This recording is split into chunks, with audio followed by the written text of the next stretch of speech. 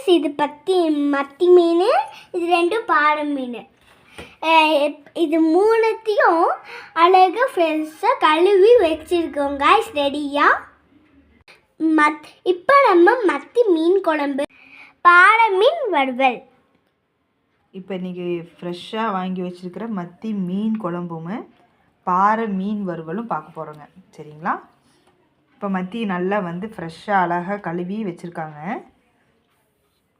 ஒரு தடவைக்கு 3 தடவை நல்லா கழுவுங்க, அப்போ தான் வாசம் நல்லா போகும் மத்தி மீன். இப்போ 1 கிலோ கிட்ட இருக்கும் மத்தி மீன். இது பாறை, இந்த மீன் பார்த்திங்கன்னா பாறை மீன். பார்த்திங்கனாவே தெரியும், இது கொஞ்சம் எலும்பே இருக்காது இந்த இதில், நல்ல முருள் அடைஞ்சிடும் இந்த மீன். இது பாறை மீன்.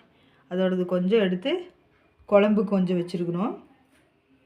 இப்போ தலை இதெல்லாம் குழம்புக்குங்க. இது மத்தியே மீன் வறுவலாகவும் செய்யலாம், மத்தி மீன் குழம்பாகவும் செய்யலாம். இப்போ டேஸ்ட்டாக வேணும், நல்ல மொறுன்னு வேணுன்றவங்க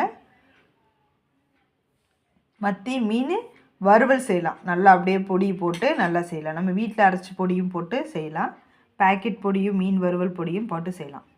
பார்த்தீங்களா, இது நல்லா இருக்குங்களா? மத்தி அப்படியே கழுவி வச்சுக்கிறதுக்கு அப்படியே சும்மா பளின்னு இருக்குது பாருங்கள். ஓகே, நம்ம வீடியோவில் மத்தி மீன் குழம்பு வைக்கிறது எப்படின்னு பார்க்கலாம் வாங்க.